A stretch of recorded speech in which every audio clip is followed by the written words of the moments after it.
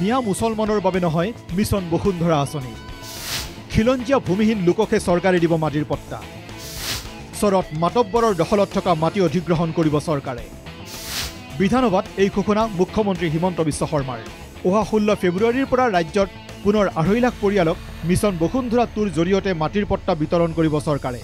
উল্লেখ্য যে মিছন বসুন্ধৰা 2ত প্ৰায় 13 লাখ লোকে আবেদন কৰিছিল যদিও মাত্ৰ 2.5 লাখ লোকেহে মাটিৰ পট্টা বিতৰণৰ বাবে বাছনি কৰা হৈছে।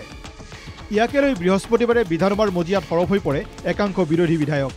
ৰাজহ বিভাগৰ কৰ্তন প্ৰস্তাৱৰ আলোচনাত অংশ লৈ একাংশ সংখ্যালঘু বিধায়কৰ অভিযোগ, মিছন বসুন্ধৰা আঁচনিত বঞ্চিত কৰা হৈছে সংখ্যালঘুসকলক।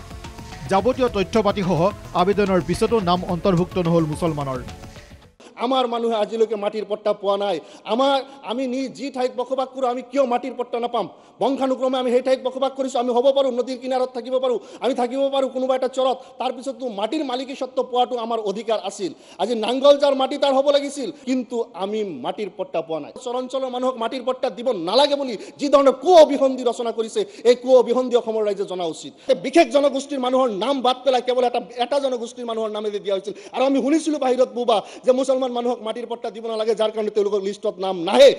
বিৰোধী বিধায়কসকলৰ এই অভিযোগৰ বিধানসভাত প্ৰত্যুত্তৰ দিয়ে মুখ্যমন্ত্ৰী হিমন্ত বিশ্ব শৰ্মাই। বিধানসভাত মুখ্যমন্ত্ৰীৰ ঘোষণা, সকলোৰে বাবে নহয় মিছন বসুন্ধৰা আঁচনি। মিয়া মুছলমান লোকে নাপায় বসুন্ধৰা আঁচনিৰ সুবিধা। এই ভুল ধাৰণাটো আমি উলিয়াই দিব লাগে। 71, 51, 31ত অহা মানুহৰ কাৰণে বসুন্ধৰা নহয়। তাত অপেনিং ৰিমাৰ্কতে লিখা আছে, দিছ ইজ ফৰ খিলঞ্জীয়া লেণ্ডলেছ। আমাৰ যিখিনি অধিবাসী মুছলমান আছে তেওঁলোক এজনেও কোৱালিফাই নকৰে। বসুন্ধৰা মাইগ্ৰেণ্ট মুছলিম মানুহখিনিৰ কাৰণে নহয়। মিয়া বোলা মানুহে ইছলাম অসম ভাৰতত অহাই নাছিল ইমান বছৰ আগত। এতিয়া ঘটনাটো হ'ল, যদি আপোনালোকৰ কনভাৰ্ট হোৱাৰ আগৰ জাতিটোৰ নামত বিচাৰে আপোনালোকে পাব। অসমত খিলঞ্জীয়া কোন? বিধানসভাত তাৰো ব্যাখ্যা আগবঢ়ালে মুখ্যমন্ত্ৰী হিমন্ত বিশ্ব শৰ্মাই। মুখ্যমন্ত্ৰীৰ মতে 100 বছৰৰ ভিতৰত অসমলৈ অহাসকল নহয় খিলঞ্জীয়া। যে 100 বছৰৰ ভিতৰত অসমত অহা মানুহে সহজে নাপাব।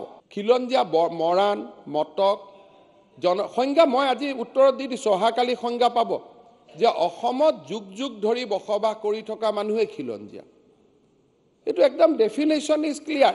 অৰিজিনেল যেনেকৈ আমেৰিকাত গ'লে ৰেড ইণ্ডিয়ানসকলক খিলঞ্জীয়া বুলি কয়। চিটিজেন আপোনালোক হয়, কিন্তু খিলঞ্জীয়া হোৱাৰ প্ৰতিযোগিতাটোত নামিব নালাগে। নাগৰিক হয় কিন্তু খিলঞ্জীয়া নহয়, এই দুইটাটো আমি বুজি পাব লাগে। গতিকে নাগৰিক আৰু খিলঞ্জীয়া এজন মানুহক নুবুজায়।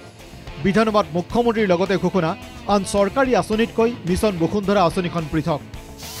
মুখ্যমন্ত্ৰীৰ মতে অৰুণোদয় আঁচনি আৰু বসুন্ধৰা আঁচনি একে নহয়। বসুন্ধৰা আঁচনিত আবেদন কৰিলেই নাম অন্তৰ্ভুক্ত নহয়। এইটো কোনো হিতাধিকাৰী নহয় যে অৰুণোদয় 13 লাখৰ কাৰণে আবেদন কৰিছিল, আপোনালোকে মাত্ৰ 2.5 লাখক দিলে। যোগ্য বুলি বিবেচিত জনকহে ভূমি দিয়া হ'ব, গতিকে অযোগ্য এজনকো দিয়া নহয়। আৰু মই 2.5 লাখ দিওঁতে ডিচিসকলক গালি দিছোঁ যে কিয় ইমান মানুহক দিলে। আমাৰ টাৰ্গেট ইমান মানুহক দিয়া নাছিলে। It was a special gesture for the aboriginal people of Assam. এইটো অৰুণোদয় নহয় যে 13 লাখে আবেদন কৰিলে আমি 13 লাখক দিব লাগে।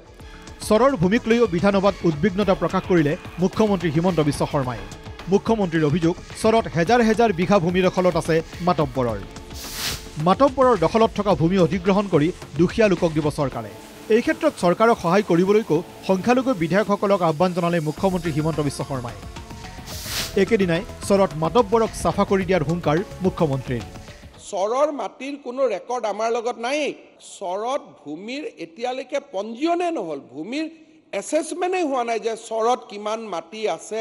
একোজন মাতব্বৰে চৰত কিমান বিঘা বিঘা মাটি লৈ আছে।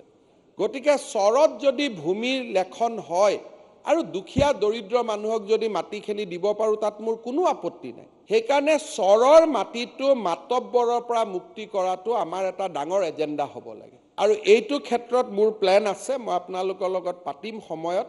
মাতব্বৰৰ হাতৰ পৰা চৰৰ মাটি মুক্ত কৰিলে গভৰ্ণমেণ্টৰ হাতত বহুত চাৰপ্লাছ মাটি আহি যাব। আমাকতো ভোটো নালাগে, গতিকে আমি কৰি দিয়াত আমাৰ অসুবিধা নাই। যিটো কাম আপোনালোকে কৰিব নোৱাৰে ভোটৰ কাৰণে, মোক যিহেতু ভোট নালাগে, মোক ব্যৱহাৰ কৰি আপোনালোকে কামটো কৰাই লওক।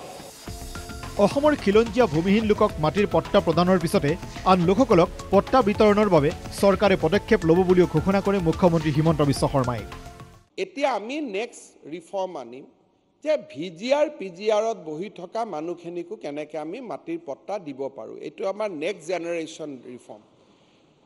অহা কিছুদিনৰ ভিতৰতে NC মাটিখিনি কেডেষ্ট্ৰেল আমি কৰি পেলাম, তেতিয়া আৰু 1 লাখ মান মানুহে মাটিৰ পট্টা পাব। তাৰ পিছত বসুন্ধৰাত কাম আছে, এজমালি পট্টাবোৰ ভাঙি পেলাই আমি ইণ্ডিভিজুৱেল মাটিৰ পট্টা দিয়া, যাতে ভায়েক ককায়েকৰ মাজত মাটিৰ কাজিয়া কমি যায়।